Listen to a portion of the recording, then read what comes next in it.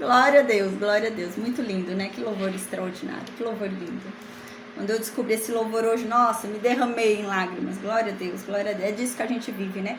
O justo viverá da fé. Amém, amém.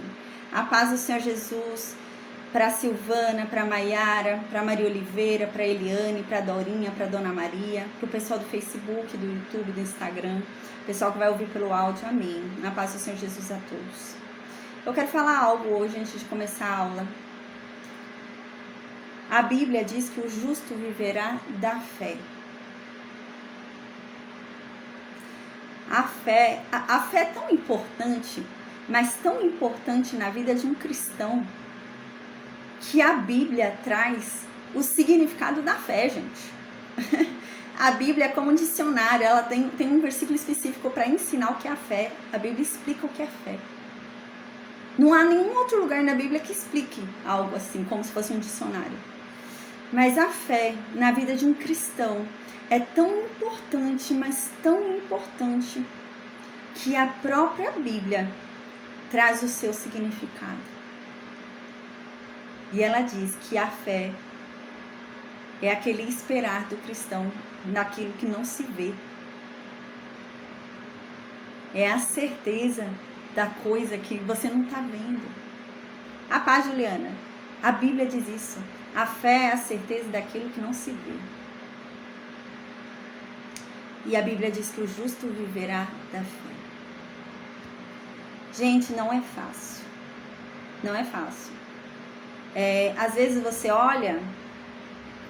Amém, Silvânia. Glória a Deus. Que bom que você voltou. Amém. Eu vou voltar um pouquinho. Estava falando, vou voltar. Gente, a Bíblia diz, tá? Eu vou voltar o que eu tinha falado. A Bíblia diz que o justo, ele viverá da fé. A Bíblia diz que o justo não vai viver de prosperidade, o justo não vai viver das coisas boas que lhe acontecem, o justo não vai viver das circunstâncias, o justo não vai viver da saúde que ele tem, o justo não vai viver de nada disso. Mas o justo viverá da fé. Sabe por quê? Porque o justo vai viver da fé e não da circunstância que estão ao redor dele. Pode estar indo tudo mal, o justo tem que viver da fé. Ele pode estar doente, o justo viverá da fé. Tudo que ele mais anseia e espera pode ainda não ter acontecido, mas ele tem que viver da fé. A fé é tão importante, mas tão importante na vida de um cristão, que a Bíblia, ela traz o significado da fé pra gente. Existe um versículo da Bíblia, um capítulo, um livro no Novo Testamento, que explica pra gente o que é a fé. Como um dicionário, ela explica o que é a fé. De tão importante que é. Não há nenhuma outra palavra que a Bíblia explique. A Bíblia não explica pra gente nenhuma outra palavra. O amor, ela não explica mais nada. Ela explica a dimensão do amor. Né? Ela explica a dimensão do amor, ela explica a dimensão das coisas. Mas a única coisa que a Bíblia explica o que é a fé. Sabe por quê? Porque a fé é essencial na vida de um crente. Sem fé é impossível agradar a Deus. E a Bíblia diz o que é fé. A Bíblia diz que a fé é a certeza daquilo que não se vê. Isso é fé. É eu ter certeza do que não está acontecendo. É eu ter certeza do que tudo está mostrando que não. Vou dar um exemplo de fé na minha vida. O maior sonho da minha vida é ser mãe. Deus me deu um sonho, Deus falou comigo que eu terei 3 filhos. Um se chama Daniel, a do meio se chama Olivia e o terceiro se chama Abimael. E eu perdi 4 filhos. Eu perdi um filho com 5 meses, um filho com 2 meses, outro com 2 meses, um com 1 mês e pouco. E para a medicina é impossível eu ter filho. Por causa de uma doença degenerativa que eu trato. Eu não tenho parte do pulmão. Mas você acha que eu vivo do quê? Você acha que eu vivo do que a medicina disse? Não. Eu vivo do que Deus me disse. Eu escolho viver do que Ele me falou. Você acha que eu escolho viver dos exames que me mostram lá que eu não posso? Os exames que mostram que é difícil para mim? Não. Eu prefiro viver do sonho que eu tive e que Deus me mostrou que eu terei 3 filhos. Na minha atual circunstância hoje, gente, tendo perdido 4 filhos, pelos olhos humanos, é loucura. Eu tô com quase 40 anos já. Se eu fosse seguir pelos olhos humanos, eu tinha desistido do que Deus tem para mim. Houve um tempo, quando o povo de Israel estava no deserto, e eles iam entrar em Canaã. E Deus queria colocá-los em Canaã. Deus queria cumprir a promessa na vida deles. Mas o povo não quis. O povo não acreditou. O povo preferiu olhar as circunstâncias. O povo preferiu olhar o que estava ao redor. O povo preferiu ficar com o que o mundo diz do que com o que Deus diz. Quando os 12 espias foram lá na Terra Prometida, quando eles chegaram lá, eles olharam muitos gigantes. E eles ficaram com medo. Eles falaram, ai, a batalha vai ser dura. Tem muitos gigantes aqui. A batalha vai ser dura. Eles têm um exército tremendo. A batalha vai ter dura. Olha essa muralha de Jericó. Como que a gente vai entrar nessa cidade e conquistar essa cidade? É impossível. E 10 espias voltaram com esse pensamento. Eles se esqueceram de tudo que Deus falou. E eles se fixaram no que eles viram. Enquanto 2 espias voltaram e continuaram crendo no que Deus falou. Josué e Caleb. Eles voltaram e falaram, não, lá tem gigantes. Realmente tem.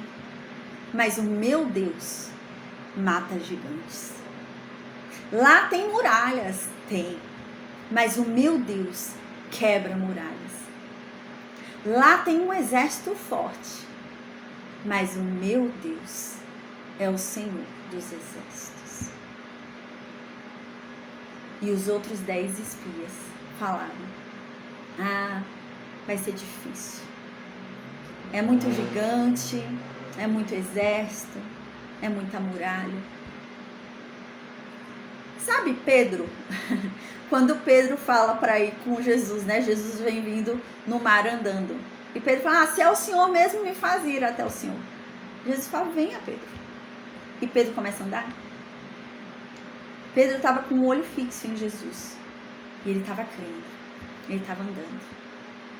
De repente, Pedro desviou o olhar de Deus. Desviou o olhar de Jesus. E começou a olhar as ondas. Começou a olhar a tempestade. Começou a olhar o barulho, ouvir, né? Começou a ouvir o barulho ali das ondas, tudo. E ele afundou. A Bíblia diz isso. Ele começou a afundar. E quando ele começou a afundar, ele já não tinha fé o suficiente para conseguir subir sozinho mais. Porque ele já estava envolvido naquela coisa, ele estava já sendo inundado naquelas águas, ele estava se sentindo já afogado. Então ele falou, Senhor, me livra, me ajuda. Jesus, me tira daqui. E Jesus então estende a mão para Pedro. A paz, dai. Jesus então estende a mão para Pedro e pega Pedro das águas. Primeiro Jesus ajuda. Depois que Jesus ajuda, Jesus chama a atenção de Pedro. Fala, Pedro, você teve pouca fé, Pedro. Se esforça, Pedro. E, gente, é sobre isso que eu quero falar agora com vocês. Eu tô falando tudo isso porque eu quero falar sobre isso. O justo, ele vai viver da fé, gente. Não significa que tudo tá bem na tua vida. Pelo contrário, você tem que ter a certeza daquilo que os seus olhos não podem ver. Se os seus olhos não podem ver, é porque tá tudo mal. Meus olhos não podem ver, então eu tô num lugar muito ruim. Se Deus me prometeu uma casa e eu estou num lugar que não é bom. Eu tenho que ver além do que os meus olhos podem ver. Isso é o olhar da fé. Deus me prometeu um filho. Eu já perdi 4. Eu tento e às vezes vem aquela tristeza, sabe? Gente, a vida de uma tentante é horrível. Cada mês é um luto quando vem sua menstruação. É um luto, né? Porque você fala, poxa, não foi dessa vez, né? E eu vou viver do quê? Eu vou viver disso? Desses dias que não deram certo? Não. Eu vou viver da esperança de que um dia dará certo. Um dia vai acontecer. Não me importa quanto tempo vai levar. Eu confio em Deus. Eu acredito em Deus. Sabe aquela coisa que dizem? Você vê o copo meio cheio ou meio vazio? É isso, gente. Isso é a vida de um cristão, sabia? Imagina você dentro de um ônibus. E esse Salmo 33 vai falar sobre isso. Imagina você dentro de um ônibus. Você está dentro de um ônibus, eu já falei isso numa aula. De um lado, gente, tem uma paisagem horrível. De um lado é só pedras, sabe? É bem ruim, bem feia. Toda pedras, né? Bem deteriorado, bem ruim, bem sombria, né? Uma paisagem bem sombria. Do outro lado, tem um campo verde e muitas flores. E você está sentado no ônibus. Tá todo mundo dentro do mesmo ônibus, gente. Mas você decide para qual lugar você vai olhar. Você decide se você vai olhar para aquela paisagem sombria ou se você vai olhar para a paisagem de flores. No Salmo 33, Davi vai falar sobre isso. Davi diz que, na verdade, a palavra de Deus, ela sempre se cumpre. E Deus está dando sinais pra gente que Ele não nos abandonou. Mas os sinais que Ele dá são nos detalhes, gente. E a gente tem que começar a olhar os detalhes. A gente tem tanta coisa para agradecer. A gente tem tanta coisa para ficar firme, para ser alegre. Mas a gente prefere voltar os nossos olhos para aquilo que nos angustia. Foi o que eu disse em outra aula. A nossa cabeça é assim, o ser humano ele é inclinado à dor. Davi vai falar isso nesse Salmo 33 também. O ser humano ele é inclinado à dor, o ser humano ele é inclinado ao mal. Então tudo que vem de mim é mal. A minha mente vai me levar a trevas. Os meus pensamentos me levarão à escuridão. Tudo que vem de mim é mal. O bem que eu quero praticar, não pratico, eu só pratico o mal. A Bíblia diz que o homem é todo em si mal. O bem que existe vem de Deus. Quando você vê alguém bom, não é a bondade dele, é a bondade de Deus se manifestando através dele. Porque ninguém é bom. Ninguém é bom. E a verdade é que a gente tem esse inclínio a potencializar a dor. Eu falei isso numa aula. Tem uma menina que foram fazer uma pesquisa sobre lá aquela coisa que teve das Torres Gêmeas. Lembra que veio o avião lá e destruiu lá nos Estados Unidos, né? Eu falei isso numa aula. Teve uma pesquisa que foi feita, psicológica, e fez pesquisa com várias crianças, que eram crianças nessa época que aconteceu isso. E a menina começou a falar nessa pesquisa. Ela falou assim, olha, eu lembro esse dia, eu estava na minha casa, eu estava do vidro da sala e eu conseguia ver tudo, eu vi muito de perto, eu vi as pessoas caindo, nossa, e a menina começou a chorar, falando dessa lembrança, gente. Sério, isso tem um artigo sobre isso e fizeram esse estudo. E então foram ouvir a mãe da menina. E a mãe da menina comprovou que a menina não estava em casa. Elas não estavam em casa. A menina viu pela TV. Ela não estava. Aquela memória toda que ela tinha era falsa. A cabeça dela criou uma memória que não existe, gente. Por quê? Porque quando ela viu aquilo na TV, aquilo mexeu tanto com ela que ela potencializou a dor dela naquilo. Vocês estão entendendo? E assim somos nós. Às vezes, sabe, é algo que eu potencializo a dor. Algo aconteceu na minha vida e eu estou potencializando a dor. Ao invés de eu ser curada daquilo, eu estou potencializando aquela dor. Sabe quando você se machuca, né? Você tem que parar de cutucar, né? Quando você tá com uma ferida aqui, tá aqui aberto, carne viva. O que eu tenho que fazer? Parar de mexer. Porque ele vai cicatrizando, vai criar uma casca. Eu paro de mexer. Daqui a pouco a casca sai e pronto, minha pele voltou, ficou uma cicatriz só. Mas voltou minha pele, certo? Assim somos nós.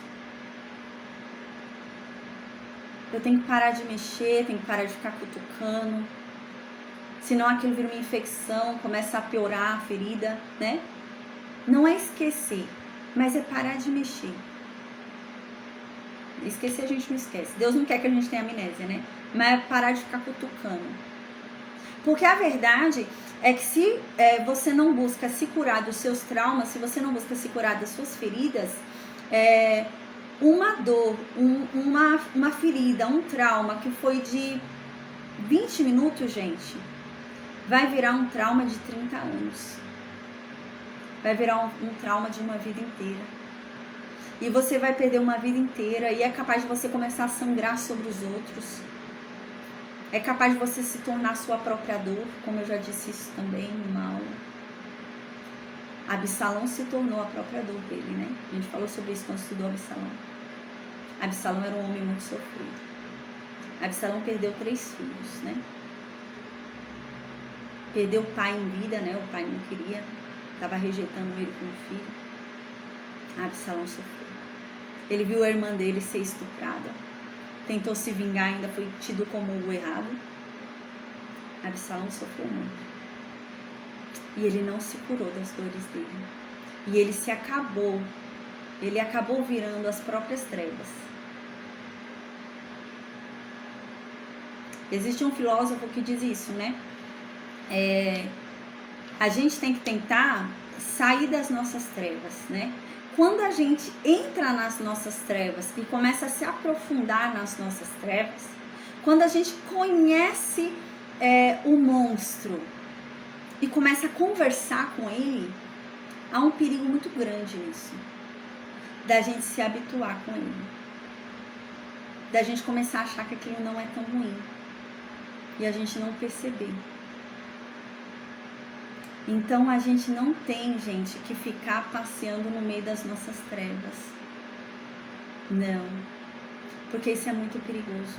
Muito perigoso. A nossa mente, eu falei isso em outra aula, a nossa mente tem um poder extraordinário. É como se fosse um labirinto, né? E a minha mente me leva às trevas. Davi disse isso num salmo, né? Gente, quando eu chego naquela escuridão, onde meus pensamentos são terríveis, eu começo a pensar coisas ruins, sou eu mesma que estou me levando para esse lugar. Não é demônio, não é Satanás, nem tudo é culpa de Satanás, nem tudo é culpa do demônio. Eu sou má. Eu sou má. E eu mesma me levo, eu mesma me conduzo às trevas. Mas, quando eu busco a Deus, quando eu tenho Deus, agora a bondade de Deus está dentro de mim. E dentro de mim agora existe o meu bom também, que Deus tornou. E esse meu eu, ele consegue me tirar das trevas. Ele consegue ir lá me tirar daquelas trevas e me levar para outro lugar. A nossa mente, ela tem uma capacidade extraordinária, né? A gente tem um poder na nossa mente que a gente não conhece ainda, né? Então, assim, a gente tem que criar escapes. A nossa mente, ela foi condicionada a nos levar às trevas. Então, ela sempre foi condicionada a nos levar às trevas. Acontece qualquer coisa, a nossa mente leva a gente para as trevas. Ela foi condicionada a isso. Como? Pela minha natureza humana. Ela me condicionou a me levar para as trevas. E o que eu tenho que fazer? Criar estratégias para condicionar a minha mente para voltar para outros caminhos. E como foi que eu fiz isso? Eu já falei isso em outra aula. Gente, eu comecei a condicionar minha mente com caminhos, com escapes. Então, por exemplo, eu condiciono minha mente a ir a determinado filme, que eu lembro, aí eu saio da treva e vou para aquele filme. Condiciono minha mente, aí eu gosto de fazer crochê, vou condicionar minha mente ao crochê. Ah, eu gosto de fazer café, vou condicionar minha mente, eu vou lá fazer um café. Você tem que sair, você tem que resgatar a sua mente das trevas e levar para outro lugar. Entende? A gente tem que fazer isso. Gente, psicologicamente falando, eu vou falar algo para vocês agora. É comprovado, cientificamente falando, que... Sabe aquelas pessoas que têm várias identidades? Né? Tem pessoas que têm várias identidades, assim, psicologicamente falando.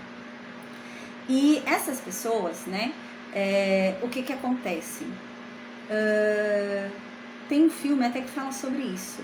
Fragmentado. Não é pra assistir agora na campanha, tá, gente? Esse filme não é cristão, não. Mas tem esse filme Fragmentado, sobre o que eu tô falando. O que acontece? Um homem que tem várias personalidades, ele tem várias identidades. E, gente, uma dessas identidades que ele tem é diabética. Aí, ele tá com uma identidade manifestada. Aí vai medir a diabetes dele, tá normal. Aí, por exemplo, depois ele tá nessa outra identidade aí, que tem diabetes. Quando vai medir o dedo dele, gente, tá com altíssimo grau de diabetes, precisa tomar insulina. A mesma pessoa. É o mesmo corpo. O mesmo corpo produz uma diabetes comum, diabetes normal, e o mesmo corpo produz uma diabetes altíssima. Como? Pela mente. O poder da mente. O poder da mente. Eu não vou entrar no critério agora do que é isso, essas mudanças de identidades, tá bom? Não vou entrar nesse critério espiritual. Mas eu tô falando sobre o critério psicológico. Então, a nossa mente, gente, ela é poderosa. A nossa mente, ela tem muito poder, tá? Então, que a gente faça isso, que a gente comece a olhar os detalhes. Foi o que eu falei. A gente tá todo mundo dentro do mesmo ônibus, gente. Existe um lado do ônibus que é trevas, que é sombrio. E existe um outro lado do ônibus da paisagem que é flores. A gente decide para que lado vai olhar. Você decide se você vai ver meio copo cheio ou meio copo vazio. Eu, por exemplo, ai meu Deus, eu queria tanto ter filho, já eu ainda não tenho. Mas eu tenho um marido maravilhoso. Eu tenho um marido que é compreensivo, um marido que luta comigo. Eu podia parar e pensar, nossa, mas tem tanta gente que queria ter isso e não tem. E eu agradeço a Deus. A pessoa pode pensar, ai, mas eu sou divorciada, eu não tenho meu marido aqui, eu não tenho ninguém, né? Os pais dos meus filhos não ligam pra eles, né? E eu tenho meus filhos. Gente, tanta gente queria ter filhos e não tem. Agradeça pelos seus filhos. Não adianta você falar, eu não tenho nada para agradecer. Você tá andando? Você tá andando? Agradeça a Deus. Porque tem muita gente que queria andar e não pode. Você tá falando? Agradeça a Deus. Tem muita gente que queria falar e não pode. Você tá vendo? Agradeça a Deus. Tem muita gente que queria ver e não pode. Tem tantas coisas pra gente olhar que manifestam a glória de Deus na nossa vida, que nos dão motivos para agradecer, motivos para louvar. Então, por que perder tempo olhando para o que eu não tenho? Eu devo olhar para o que eu tenho e não para o que eu não tenho. Esse é o problema da gente. A gente para olhar o que a gente não tem. Para olhar o que perdeu, porque o que você perdeu você não tem. Então, continua sendo não tenho, né? Então, você para olhar o que não tem. Você não tem que olhar o que você não tem. Você tem que olhar o que você tem. E eu tenho certeza que dentro do que você tem motivos para agradecer a Deus. Você pode achar que a casa onde você mora é horrível. Mas eu tenho certeza que tem gente que queria morar numa casa dessa. E mora embaixo da ponte. Você pode achar que o seu filho te dá trabalho. Tem tanta gente que queria ter um filho para ensinar os caminhos de Deus. Entende? Tudo depende do olhar. Assim como a Bíblia diz que a gente tem que prestar atenção em como a gente ouve a palavra, porque tudo depende do ouvir. né? A palavra só vai me tocar, a palavra só vai entrar no meu coração se eu ouvi-la verdadeiramente, com disposição. Eu tô ouvindo realmente. Porque existem várias formas de se ouvir, gente. Foi o que eu disse, o exemplo do meu marido. Às vezes meu marido fala comigo, ele tá falando, eu até tô, sim. Eu não sei nada que ele tá falando, tô nem prestando atenção, tô pensando em outra coisa. E eu não tô ouvindo. E a palavra só faz a mudança dentro de nós quando nós a ouvimos verdadeiramente. E é a mesma coisa, gente. A nossa vida. Como que eu tô olhando para ela? Com que olhar eu tô olhando para minha vida? Com o olhar de quem tá olhando pro lado sombrio do ônibus ou quem tá olhando para aquele lado florido? Né? Então a gente tem que ter esse cuidado, sabe? Na aula passada a gente viu, Davi disse, né? Deus disse, se eu me esforçar, se eu der tudo de mim, Ele vai me fortalecer. Mas eu preciso me esforçar. Se eu não me esforçar, Ele não vai me dar força. Porque eu tenho que fazer minha parte. Então, gente, toma cuidado com o jeito que você tá olhando a vida, sabe? Antes de eu verdadeiramente conhecer a Deus, antes de eu passar por tudo que eu passei na minha vida, né? Eu andava na rua, gente, eu não olhava pra nada. Gente, era assim. Não olhava pra nada. Aí eu fiquei doente, como eu falei já, né? E fiquei 1 ano e pouquinho aí sem movimento. Ficava como uma pessoa tetraplégica, deitada na cama. Não fazia nem isso, não fazia nada. E, gente, eu perdi o movimento dos braços, a pessoa tinha que me dar comida na boca, me limpava, sabe? Eu não conseguia me limpar, não conseguia tomar banho, não conseguia fazer nada. E, gente, eu aprendi a valorizar tudo. Eu mudei o meu olhar. A dor fez com que eu mudasse o meu olhar. Aí então, quando eu fui voltando a andar, né? Quando eu comecei a andar, eu andava igual um robozinho, né? Quando eu comecei a andar, eu ia pegar um copo, às vezes um prato, uma colher, eu ficava assim tremendo e assim, sabe? E aí às vezes minha mãe queria me ajudar, minhas irmãs queriam me ajudar, eu falei, não, me deixa. Que, gente, eu sentia prazer naquilo. Eu falei, Deus me permitiu mais uma vez. Deus me deu uma segunda chance. Deus me deu uma nova chance. Deus está dando uma nova chance pra gente todos os dias, gente. Todos os dias Deus dá uma nova chance pra gente. E o que a gente está fazendo com essa nova chance que Deus está dando pra gente? Você já acorda reclamando?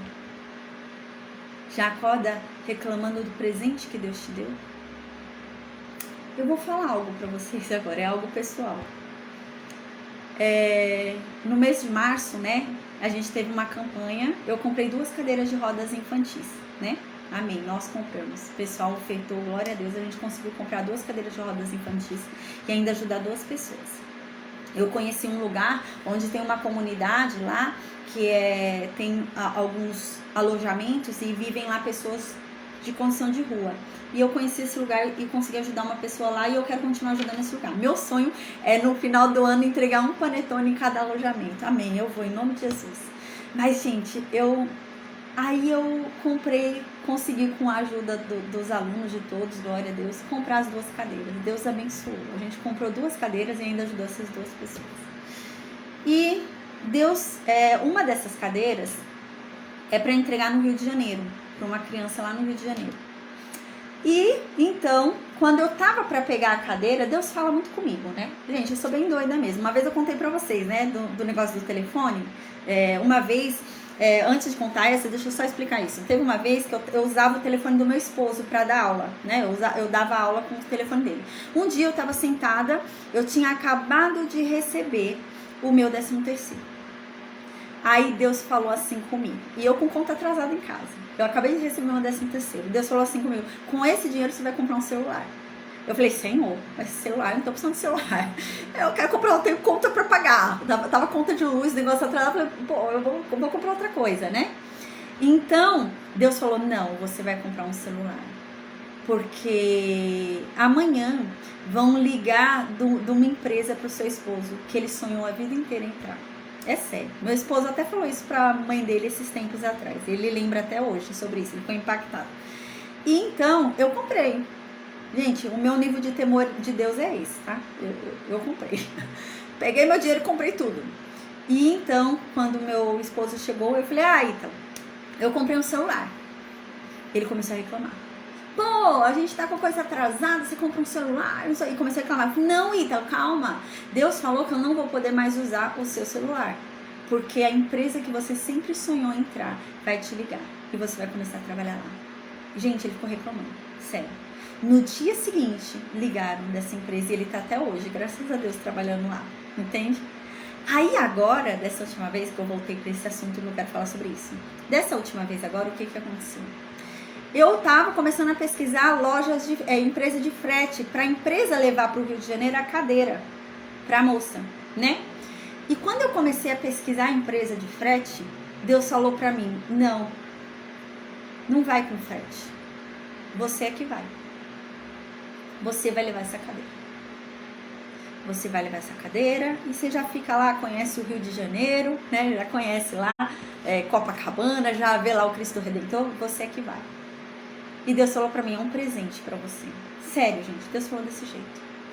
Aí Deus falou assim pra mim, e você vai levar uma pessoa com você, o Ítalo. Eu falei, tá bom. Sério, eu vou falar agora pra vocês aprenderem a ter temor a Deus, tá? Porque eu falei isso pra ele, eu acho que agora ele aprendeu. Eu falei assim pra ele, Ítalo, Deus falou pra mim que é pra eu entregar a cadeira. Não é pra eu mandar pelo correio. Não é pra eu mandar por nenhuma empresa de frete. Eu vou lá, no Rio de Janeiro. Vou conhecer essa mulher. Às vezes eu tenho algo pra falar pra essa mulher, não sei. Deus sabe de todas as coisas. Deus tem os seus desígnios, né? Eu já fui internada em um hospital pra falar com uma enfermeira, gente. Depois eu conto essa história outro dia. Mas eu já entrei num hospital, fui internada e falei com uma enfermeira. Ela começou a chorar e falou pra mim que realmente a doente não era eu, era ela. Pra vocês terem ideia do que Deus fez, né? Então, eu falei pra ele, falei assim, Deus quer que eu vá. Eu sei, às vezes eu tenho que falar alguma coisa pra essa mulher, Deus vai me usar também. Mas Deus quer que eu vá e ele falou também que é um presente pra mim, eu ir. Ele quer me agraciar. Eu falei, glória a Deus. Eu falei, e você vai comigo? Sério, ele falou assim pra mim, o meu esposo. Vai ter que ser em maio, agora não dá não, só quando eu tiver férias. Aí eu olhei pra ele e falei, Ítalo, você tem noção de que eu tô indo pra lá não é pra viajar, não é pra passear, eu tô indo pra entregar a cadeira? É esse o meu objetivo? Eu conhecer lá o Rio é um bônus que Deus tá me dando, mas o meu objetivo não é esse. Você entendeu isso? Que eu não vou deixar uma criança esperando 1 mês e pouquinho porque você não pode sair de férias. Aí, gente, ele começou a reclamar. Ele foi e falou assim, mas não dá, vamos viajar com o meu trabalho, você não sabia disso? Ele começou a falar assim. Eu falei, Ítalo, você nem me perguntou quantas horas de viagem são. Um ônibus até lá é 6 horas, de São Paulo para o Rio de Janeiro é 6 horas de viagem de ônibus, na rodoviária. Eu falei, você nem perguntou. E ele reclamou, gente, sério, ele começou a reclamar. Ele falou, não sei, meu Deus, só que faltava. Aí tudo bem, eu parei de falar com ele. Eu vi que não dava, eu falei, vou parar. Eu deixei ele falando sozinho, ele continuou reclamando, ele ficou sozinho falando, eu parei. Porque eu tentava ajudar ele, pra ele ter ciência espiritual do que ele estava fazendo, ele não tinha. Gente, quando eu fui deitar na cama, Deus falou pra mim que ele não vai mais. Deus falou, ele não vai. Aí Deus falou assim pra mim, agora quem vai no lugar é tal pessoa. E Deus me mandou levar outra pessoa, que eu nem falo tanto. E Deus falou assim pra mim, eu quero dar pra ela o presente agora. Aí eu falei, Deus, tem compaixão, deixa o Ítalo ir. Eu comecei a orar, sério. Eu falei, Senhor, reveja. Ele não sabe o que ele disse. Sabe o que Deus falou pra mim? Ele não vai, nem com o dinheiro dele, nem se ele pagar do bolso dele, ele não vai. Não vai. Gente, muito triste isso. Muito tempo. Porque assim, eu dizimo, né? Eu e meu esposo.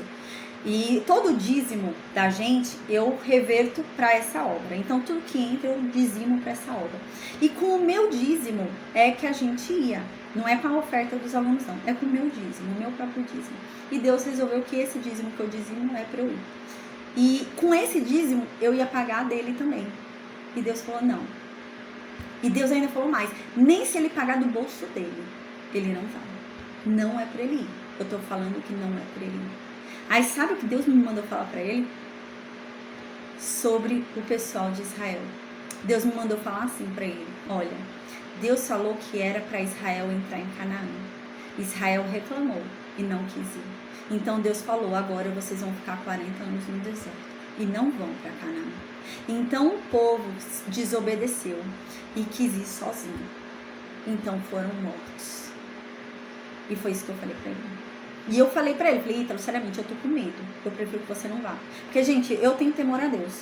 Então eu tenho tanto medo que eu prefiro que ele não vá. Porque eu fico com medo até dele tomar um tiro, morrer, sei lá, não sei, gente. Porque Deus, do jeito que falou pra mim, Deus falou que não é pra ele ir. Capaz de ele ter um infarto, um piripaque, não sei. Eu não duvido de Deus, eu não vou tentar Deus. Deus falou que não é pra ir, não vai. E olha que triste, gente. Ele perdeu o presente que Deus tinha pra ele. Ele não vai. Eu vou com outra pessoa, vou tirar fotos lá no Rio com outra pessoa, vou conhecer a Eliane aí, minha aluna que é do Rio de Janeiro, vou conhecer e ele vai ficar, ô glória, e ele vai ficar aqui.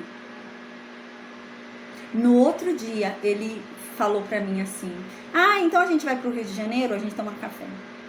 Eu olhei pra ele, falei, então, eu tenho que conversar com você. E eu falei pra ele. Gente, ele chorou. Ele ficou implorando para Deus. Eu falei, não, eu vou orar, eu vou conversar com Deus. Gente, Deus não mudou. Não é para ele. Ô, Ju, também vou te conhecer então, amém. E não é para ele ir. Não é para ele ir. Eu tô falando isso, gente, pra gente ter ideia, sabe? Da nossa boca, da nossa palavra, do que a gente diz. Esse povo aí de Israel, eles falaram assim para Deus. Amém, gente, eu já tô pregando, tá? Daqui a pouco a gente entra no Salmo 33, mas eu tô sentindo no coração de eu falar sobre isso. Esse povo falou assim para Deus, gente. Quando começaram a ver que lá tinham muitos gigantes, que tinha muita dificuldade para entrar na terra que Deus prometeu, o presente de Deus eles começaram a desfazer. Esse povo começou a falar assim, o povo de Israel. Deus, eu preferia morrer nesse deserto do que ir até a terra de Canaã. Eles falaram isso. A Bíblia diz que eles falaram isso para Deus. Eu preferia morrer nesse deserto do que entrar na terra de Canaã. Eles estão falando que preferiam morrer naquele deserto do que receber o que Deus tinha para eles. Sabe por quê? Porque o que Deus tinha para eles, eles iam ter que enfrentar gigantes. Eles iam ter que exercitar a fé deles. Eles preferiram desistir. Porque a fé dói, gente. A fé dói. É difícil. É difícil. Você vê um gigante ali e você fala, não, eu vou vencer. É difícil. E eles preferiram. Aí sabe o que Deus disse? Deus disse, falou, que seja conforme a palavra de vocês. Vocês falaram que preferem morrer nesse deserto. E vocês morrerão. Eles morreram no deserto. Cuidado com o que você diz. Cuidado com o que você fala. Que vocês aprendam algo com o testemunho do meu marido, gente. Porque eu acho que ele aprendeu. Eu acho que ele aprendeu. Eu falei pra ele, sabe? Eu falei, Ítalo, eu prego a palavra para vários países. Pensou, surgiu uma oportunidade de eu ir para Angola, de eu ir para Portugal, de eu ir para França, sei lá, surgiu a oportunidade de eu ir para outro país e você não vai? Porque você fez isso? Porque você murmurou? Porque você reclamou do que Deus tinha para você? Porque você achou que era difícil demais? Ele fez igual o povo no deserto. Ele achou que era difícil demais. Ele achou que ele ia se cansar muito, porque ele está trabalhando. Ele nem parou para pensar quantas horas de viagem eram, como é que a gente ia, qual a distância, como que a gente ia fazer. Gente, ele não quis saber nada disso. Ele só viu os obstáculos, sabe? Ele só viu as dificuldades. E ele perdeu. Ele perdeu o presente que Deus tinha separado para ele, sabe? E Deus deu para outro. É triste isso, gente. Então que a gente aprenda, sabe? É muito triste. E ele tá envergonhado, ele tá triste. Porque ele falou, quando você for viajar, minha família, sua família vai perguntar por que eu não fui. Porque como que você vai e não leva seu marido? Aí eu falei pra ele, se me perguntarem, eu vou falar a verdade. Eu não vou mentir. Na boca de um crente não pode ter mentira, né? Eu não vou mentir, eu vou falar a verdade. Que triste, né, gente? Então a gente tem que ter esse cuidado, sabe? Às vezes a gente quer desistir do que Deus tem pra nós porque é difícil. Mas é muito difícil. Mas nossa, é muito gigante. Nossa, olha o tamanho da muralha. Nossa, olha o exército. Não! O justo viverá da fé. Eu tenho que crer que maior é aquele que comigo está. Eu tenho que crer que comigo está o Deus dos exércitos. Eu tenho que crer que o meu Deus derruba muralhas. Eu tenho que crer que o meu Deus derruba gigantes. Eu tenho que crer que o meu Deus é o Deus do impossível, que nada, nada, nada resiste a Ele. Eu tenho que crer que o meu Deus está comigo ali na dor, no sofrimento, me ajudando. Deus era com José lá na escravidão. Deus era com José. José, sabe onde José estava, gente? Deus era com ele. Deus era com José e José estava preso com o título de estuprador, porque ele foi preso como estuprador, gente. Imagina um estuprador preso. José deve ter apanhado muito naquela cadeia, tá? E a cadeia era subterrânea, ela ficava embaixo. E como que era a cadeia nessa época? Você dormia, era uma cela de barro, né? O local era de barro, era aberta. Não tinha privadinha não, tá? Era terra ali. Você fazia suas necessidades no mesmo lugar que você comia. Você dormia com os ratos. Você acordava com mordida de rato. José viveu anos assim. Não era fácil não, gente. Mas ele não perdeu a fé dele. Sabe o que a Bíblia diz? No muito ou no pouco, dê o seu máximo. José deu o máximo dele. Ainda que ele estivesse dormindo no lugar em que ele come, que faz as necessidades dele. Ainda que ele dormisse com ratos. Ainda que ele fosse açoitado, chicoteado, humilhado, ele estava ali e ele deu o seu melhor no pior momento dele. E foi por isso que ele foi levantado, porque no pior momento da vida dele, ele também dava o melhor dele. E ele foi levantado. E ele foi levantado como o chefe dos prisioneiros. E continuou dando o melhor dele, gente, não parou não. Não havia limite, ele sempre dava o melhor dele. E então ele foi governador do Egito. Ele passou a ser o segundo homem mais importante do mundo daquela época. Quando o faraó estava fora da cadeira do trono, José era mais importante que o faraó. O faraó disse, José, você é o segundo homem mais importante dessa terra, do mundo, né? Porque lá era uma grande nação, o Egito era uma potência, né? Era a maior potência do mundo, era o Egito naquela época. E faraó disse, José, quando eu estiver sentado no trono, eu sou maior que você, e você é o segundo do reino. Eu fora do trono, até eu obedeço você, José. Faraó disse isso para José. E esse homem passou anos de escravidão, anos preso injustamente, nessa cela, onde ele dormia, no lugar que ele comia, no lugar que ele fazia necessidades, dividia a cela com ratos, sentia o cheiro da própria urina. E ele não desistiu. Ele preferiu acreditar na voz de Deus. Ele preferiu acreditar no que Deus tinha para ele do que nas circunstâncias. Ele viveu de fé, gente. E amém. É isso que a gente tem que aprender, a viver de fé. Amém. Então agora, gente, vou ler aqui o versículo 1, tá bom? Amém. Eu senti vontade de falar isso e glória a Deus, amém. Versículo 1 diz assim, do capítulo 33. Alegrem-se, ó justos, no Senhor. Aos retos fica bem louvá-lo. Sabe o que Davi está dizendo aqui? A gente tem que se alegrar, não é pelo que a gente está vivendo. A gente tem que se alegrar por causa de Deus. Não importa o que eu estou vivendo. Eu tenho que me alegrar por causa de Deus e acabou.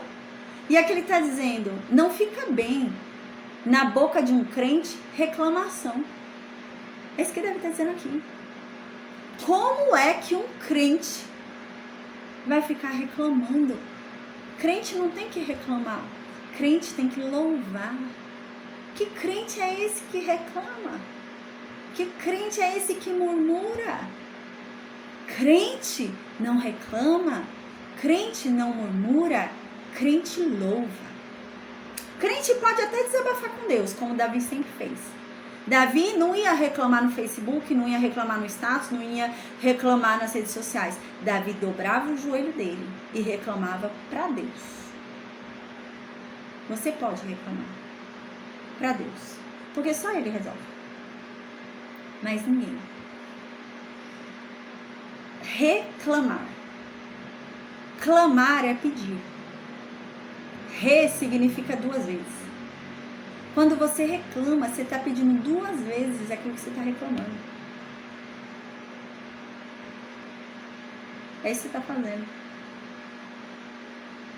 Na nossa boca tem que ter bênçãos. A gente tem que profetizar e não reclamar. E é isso que deve estar dizendo aqui.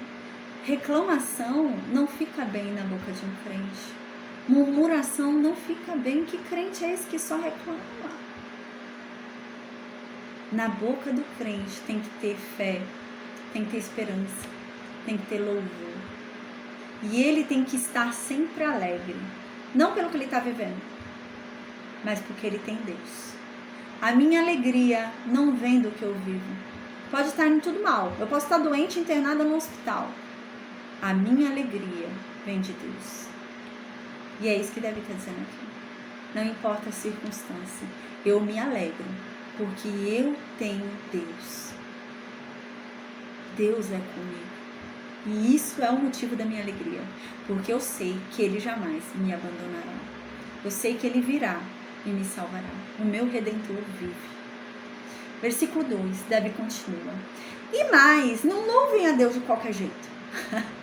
Não é louvar a Deus de qualquer forma. Não é ficar com alegria de qualquer jeito. Não. É dar o seu melhor. Então aqui Davi diz, louvem a Deus com harpas. Cantem a Ele com saltérios. Usem instrumentos de 10 cordas. Ofereçam o seu melhor no louvor a Ele. Cantem a Ele, a Deus, um cântico novo. Adorem Ele de várias formas diferentes. Traga sempre um louvor diferente a Ele, um agradecimento diferente, uma exaltação diferente. Vai sair na rua, vê o quão bonita é a natureza, fala, Senhor, o Senhor é extraordinário, quão bela é a tua mão. Eu fiz isso esses dias, domingo, quando eu estava indo para ver minha afilhada. Gente, que paisagem linda. Eu estava indo pela estrada e, nossa, era desenhado assim, no meio do caminho, sabe? Tinha umas escadas assim, né? E era desenhado por Deus, aquilo não foi pela mão do homem, sabe? E tinha umas gramas e um desenho assim da própria natureza. E eu e meu marido e a minha sogra, a gente falou, nossa, olha que bonito, olha isso, é a mão de Deus. Gente, isso é louvar a Deus. E é isso que deve estar dizendo aqui. Parem de olhar o que você não tem. Comecem a olhar as coisas lindas que tem ao seu redor. Então aqui, Davi continua no versículo 4. Porque a palavra de Deus é reta e todas as obras dele são fiéis. Nunca deixe de louvar a Deus, porque a palavra dele é correta. O que ele fala, ele faz. Ele é fiel no que ele diz. O que ele diz que ele vai fazer, ele faz. Por isso, aquele que tem Deus deve louvá-lo, independente da circunstância, e deve se alegrar por ter ele, porque ele faz o que ele diz. Ele cumpre a palavra dele. Então, no versículo 5, Davi continua: Deus ama a justiça. Deus ama o que é correto. Deus ama o que é direito, o que é justo. A verdade é que a terra está cheia da bondade de Deus. Lembra que eu falei? Com que olho nós estamos olhando para a nossa vida? É a mesma coisa no mundo. Eu posso parar e olhar o mundo com um olhar de que, nossa, a terra está perdida, está todo mundo mal, nossa, quanta gente cruel, nossa, não sei quem matou não sei quem, nossa, quanta gente ruim no mundo. Ou eu posso olhar da seguinte forma: nossa, que natureza linda, olha que bonito, aquela pessoa está ajudando uma pessoa que vive em condição de rua. Nossa, olha, aquela pessoa está orando por alguém. Nossa, que bonito, aquela pessoa está doando roupas. Nossa, aquela pessoa, olha, ela sai nas ruas para ajudar os aflitos. Você vê, você tem várias formas de olhar. Mas a verdade é que a bondade de Deus está aqui. A gente só precisa mudar o nosso olhar para enxergar ela. Quando a gente está olhando para as trevas, olhando para tudo de ruim, olhando para o que a gente não tem, a gente não consegue enxergar a bondade de Deus. Porque realmente a bondade de Deus não está nas trevas. A bondade de Deus não está no que eu não tenho. A bondade de Deus não está na maldade. Eu tenho que saber olhar para o lugar certo. A bondade de Deus está em ajudar alguém. A bondade de Deus está manifesta na natureza. A bondade de Deus está na vida, gente. O milagre da vida. A bondade de Deus está manifesta em tudo, em tantas coisas, né? Versículo 6, Davi continua: pela palavra de Deus, os céus foram feitos, e todo o exército deles, pelo Espírito da sua boca. Deus fez tudo, e até o exército dele, ele fez. Deus fez todos os anjos, todo o exército, ele fez. Versículo 7. Deus ajunta as águas do mar como num montão, põe os abismos em depósitos. A gente já viu isso em Gênesis, né? Então aqui ele está falando, olha, Deus pega as águas do mar e junta elas para que o mar não venha para cá, né? Para que não fique vindo o mar para a cidade, né? E ele mantém lá, no abismo, ele mantém as águas paradas para que elas não invadam as cidades, né? Quem é que faz isso? É Deus, só Deus, né? Então no versículo 8 continua: tema toda a terra a Deus, né? Que toda a terra tema esse Deus poderoso que manifesta a sua bondade. Temam todos os moradores deste mundo, temam a Deus. Versículo 9, uau! Versículo 9, Davi diz: porque ele falou e foi feito. Ele mandou e apareceu. A palavra de Deus, ela nunca volta vazia. Se ele fala, ele faz. Se ele manda, aparece. Uau! Glória a Deus. E é por isso que a gente tem que se alegrar nele. Independente da circunstância. Pode estar tudo indo mal, tudo indo errado. Posso estar doente, vivendo tudo o que for. Eu me alegro em Deus. Por quê? Porque eu sei que o meu Redentor vive. Eu sei que o que ele fala, ele faz. Eu sei que quando ele manda, acontece. E é por isso que eu louvo a ele. Versículo 10, Davi continua: A verdade é que Deus desfaz o conselho dos ímpios. Os ímpios ficam aconselhando a serem ímpios, né? Mas Deus desfaz. Você logo vê que esse conselho não dá em nada, não. Isso não é bom, não. Não é um conselho bom, é um conselho do ímpio. Deus anula o intento dos povos. Mas o conselho de Deus, versículo 11, esse sim, permanece para todos sempre. Deus é sábio. Eu já disse isso, né? A Bíblia, nossa, é um livro super sábio. Qualquer problema que você esteja enfrentando na tua vida, tem a resposta na Bíblia. Ah, tô enfrentando um problema com meus filhos, tem a resposta na Bíblia. Ah, com o meu casamento, tem na Bíblia. Com minha mãe, com meu pai, tem na Bíblia. Ah, é falta de fé, é a Bíblia. Ah, é uma tristeza, ah, é ansiedade, é depressão, ah, é o que for, tem na Bíblia. A Bíblia tem a sabedoria, tem conselho de tudo. A Bíblia é Deus. Então, aqui Davi diz, né? O conselho de Deus permanece para sempre. É isso, gente. A Bíblia, ó, quanto tempo faz a Bíblia? E quando você lê a Bíblia, os conselhos que estão lá são válidos para hoje. E daqui a 1000 anos vão ser válidos aqueles conselhos que estão na Bíblia. Porque os conselhos de Deus permanecem para sempre. A sabedoria dele é eterna. Os intentos do seu coração de geração em geração. O desejo de Deus, a vontade de Deus, né? Os desígnios dele permanecem de geração em geração. Se Deus tem um plano para mim, para minha descendência, vai continuar de geração em geração em geração. Se eu guiar os meus filhos no caminho do Senhor, não há o que temer. Eu sei que um dia eu não estarei mais aqui, porque é a ordem natural das coisas, né? Os pais irem antes dos filhos. Mas eu não temerei, porque o meu pai, Deus, guardará o meu filho, né? Então é nesse sentido aqui. Deus vai cumprir os desígnios dele de geração em geração. Deus havia feito uma promessa sobre Davi, que de Davi viria o Messias, né?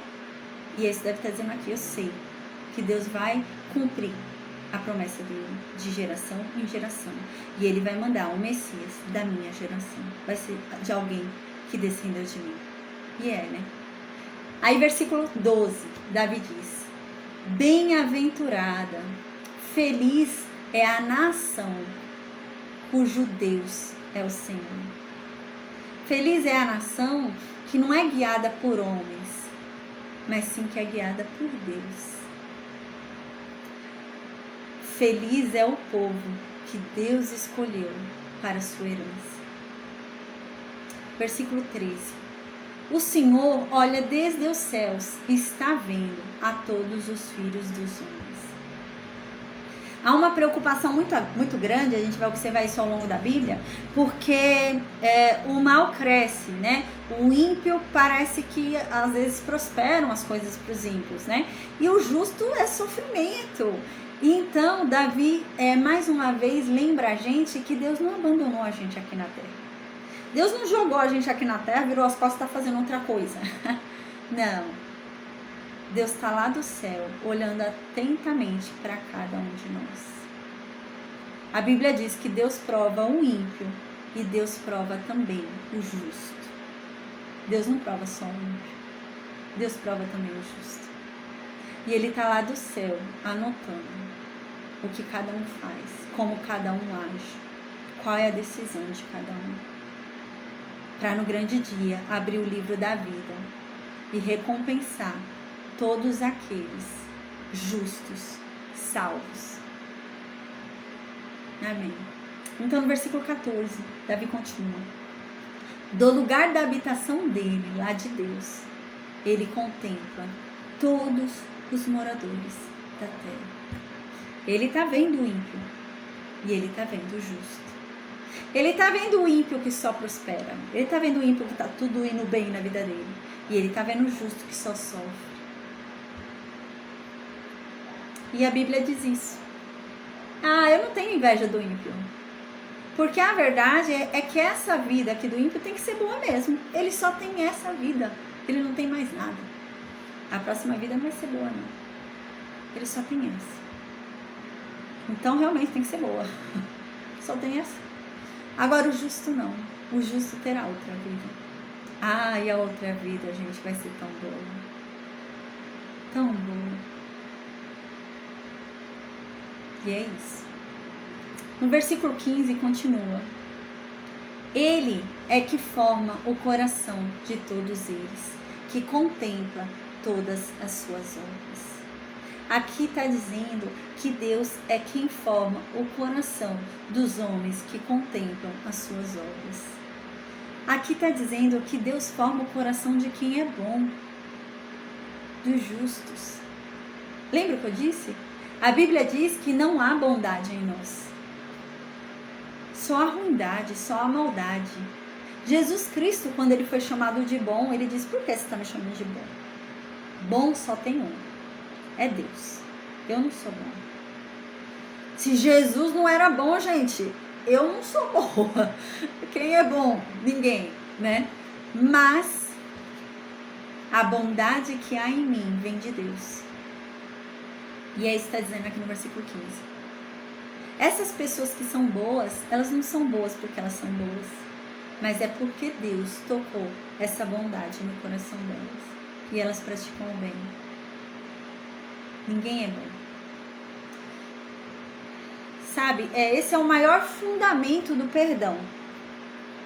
A maior explicação do perdão é essa. Eu tenho que perdoar o meu irmão. Sim, primeiro porque é um mandamento. Jesus disse que eu tenho que perdoar. Mas é o que Paulo disse. Lá na carta a Filemão, Paulo disse, eu podia falar, Filemão, eu podia falar para você, você tem que perdoar porque Deus disse. É sua obrigação. Eu podia falar isso. O cristão tem que perdoar, é obrigação. Mas eu não quero apelar para a obrigação. Eu quero que você perdoe por outro motivo, não por ser obrigado, mas pelo amor. Eu quero que você perdoe pelo amor. E Paulo ainda diz, olha, se ao perdoar essa pessoa, ela continuar te devendo, né? Porque às vezes a gente perdoa alguém e a pessoa, não pedi teu perdão. A pessoa não tá nem aí, que a gente perdoou ela, né? E a Bíblia diz isso. Paulo diz, olha, se ao perdoar a pessoa, ela continuar te devendo, ela não entender que ela tá errada, não se preocupe.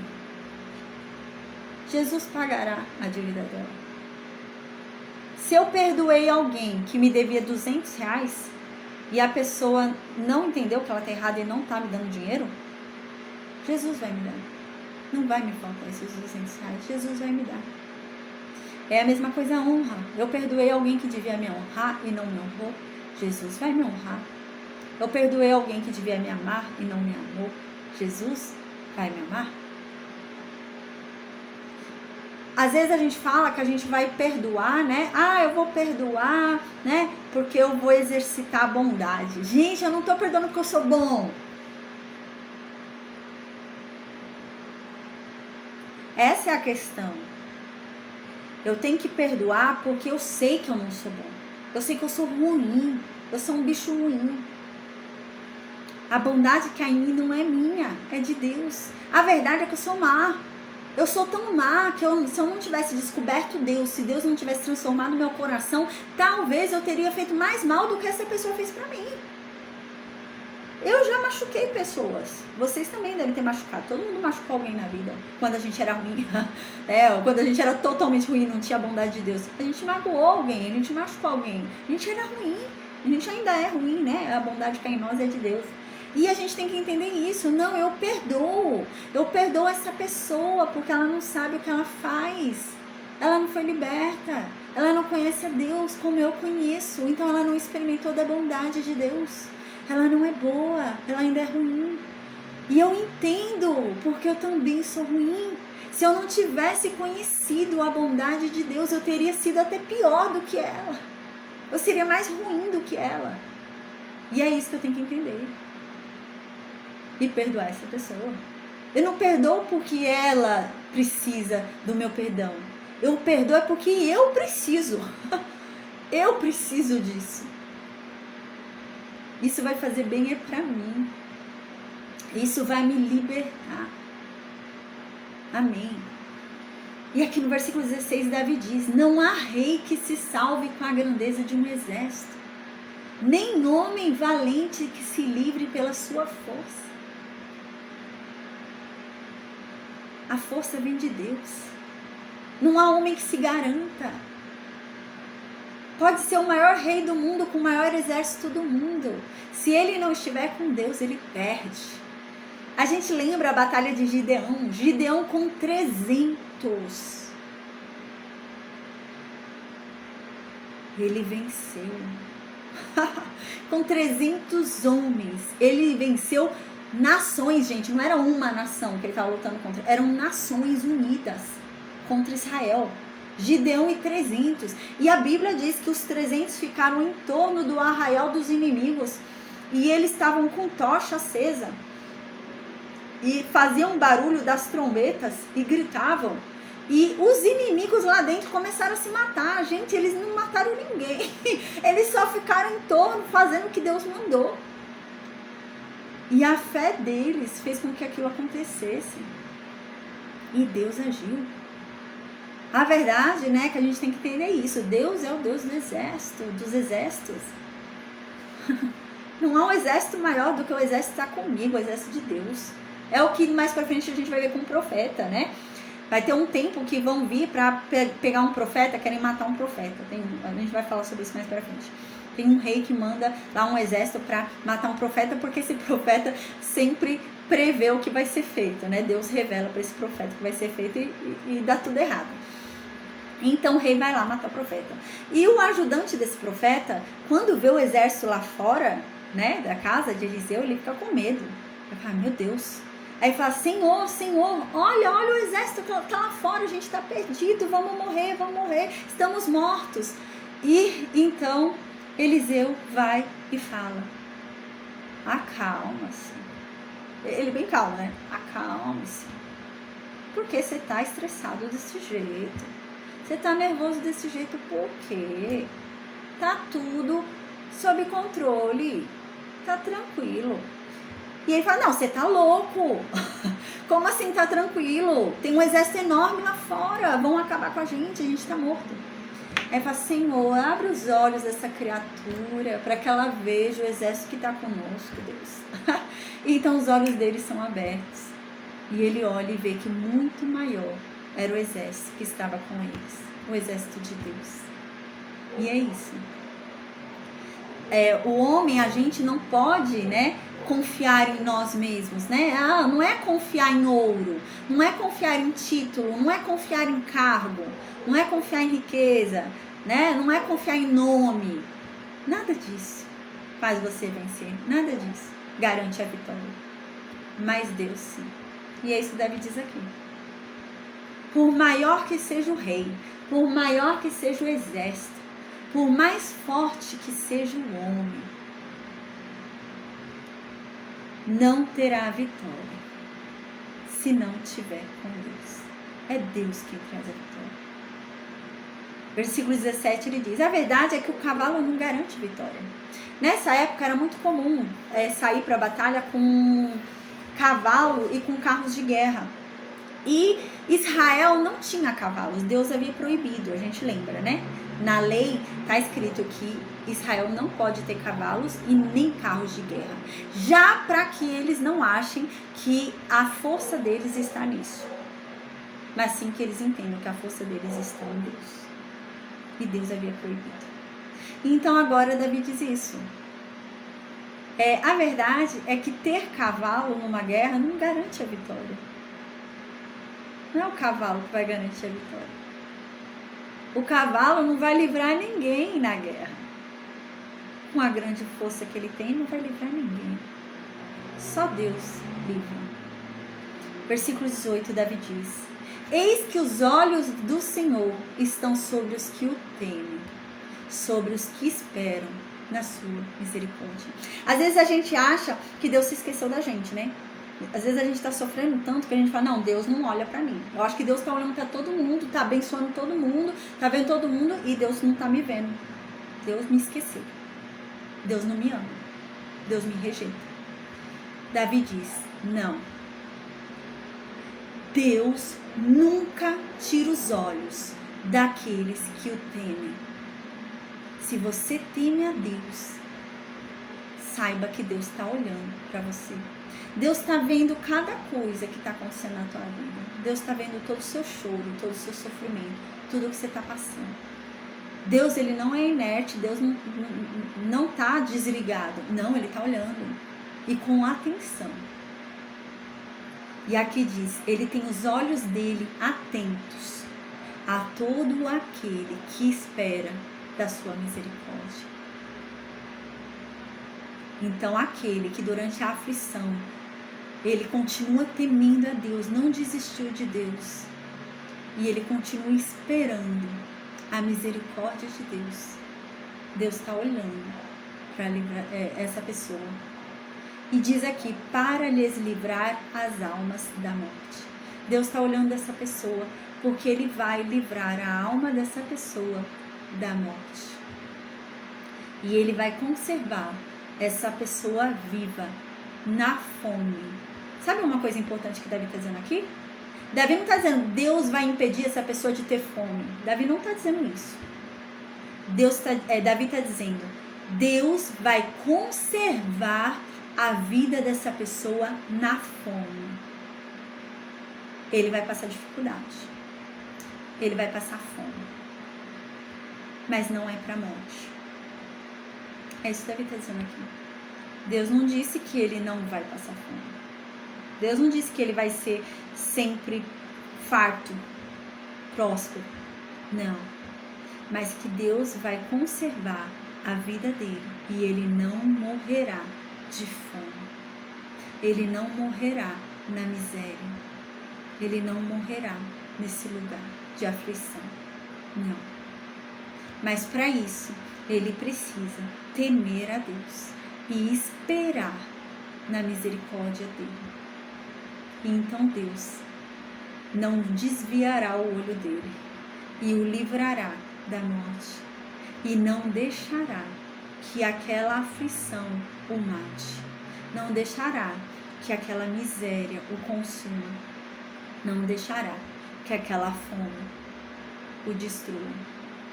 Versículo 20, Davi diz, a nossa alma espera no Senhor, Ele é o nosso auxílio, Ele é o nosso escudo, pois nele, versículo 21, se alegra o nosso coração, porque a gente tem confiado no santo nome dele, e é por isso que meu coração se alegra, porque eu confio nele, ainda que tudo esteja mal, eu confio nele. Eu sei que os olhos dele estão sobre mim. Versículo 22. Seja a tua misericórdia, Senhor, sobre nós, como em ti esperamos. Ele está falando uma coisa muito importante aqui. A misericórdia de Deus é sobre nós? É. Mas há uma condição. A gente esperar. A gente precisa esperar. Sabe o que é isso? Fé. Para a gente receber da misericórdia de Deus, a gente precisa ter fé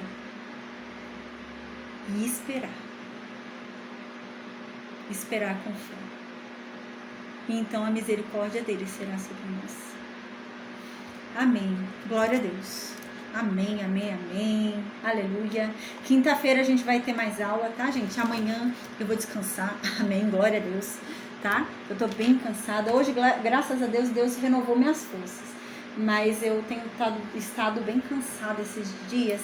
E é por causa da campanha, né? É bastante luta espiritual, né? Mas maior é aquele que conosco está. E glória a Deus por isso, porque eu creio em o nome de Jesus que cadeias estão sendo quebradas. Eu ouço o céu se abrindo, em nome de Jesus. Amém. Eu vou pôr um louvor e a gente finaliza a aula de hoje, tá bom, gente? Amém. Aí quem tiver alguma dúvida, depois do louvor é só perguntar, tá bom? Amém.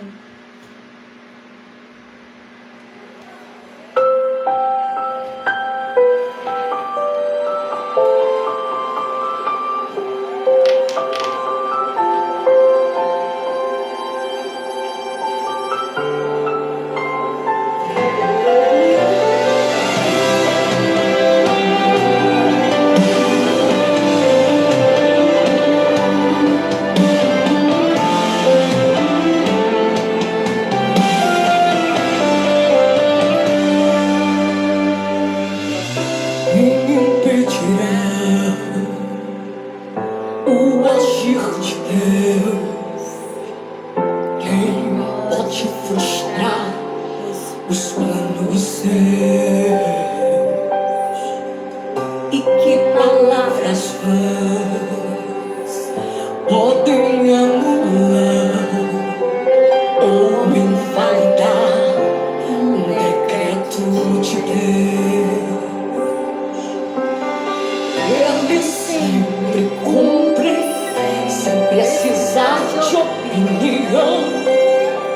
É Ele quem desenha minha história, vem dele a composição. E eu sei que Ele está fazendo uma coisa nova. De detalhes em detalhes vou vivendo a promessa que Ele fez. Quem começou agora está aperfeiçoando, dia após dia vivo novidade. Deus está cuidando de cada detalhe, e de milagre em milagre eu vou caminhando. Deus está me sustentando, e de detalhes em detalhes vou vivendo a promessa que Ele fez.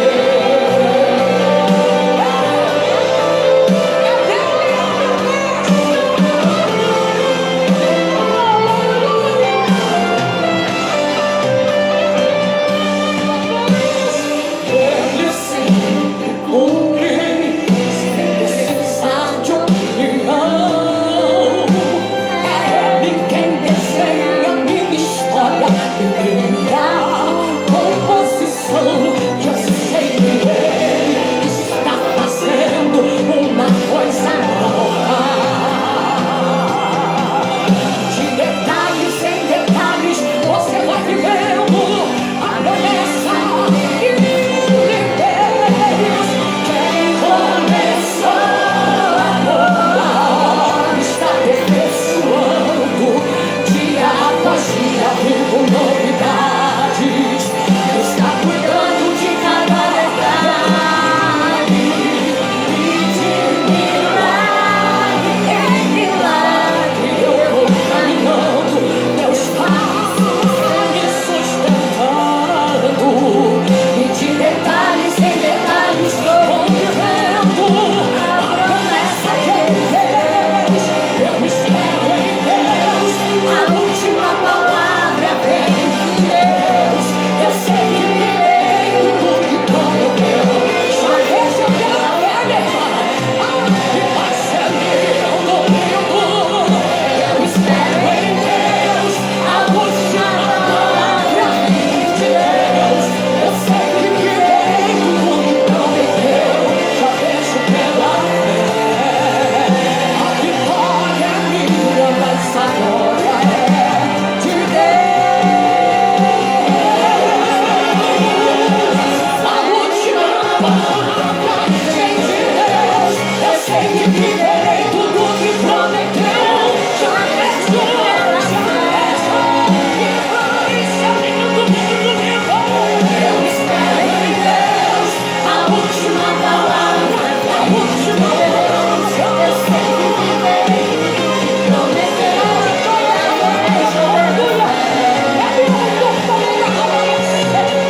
Mas a glória é de Deus, a glória dele, vem dele para Ele.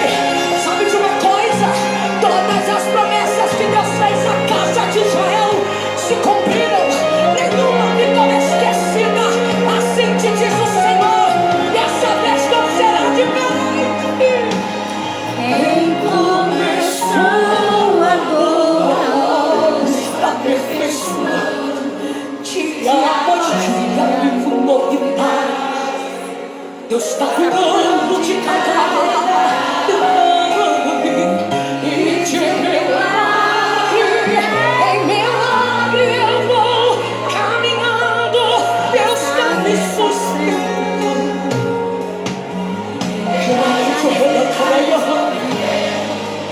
A promessa que Ele fez, a promessa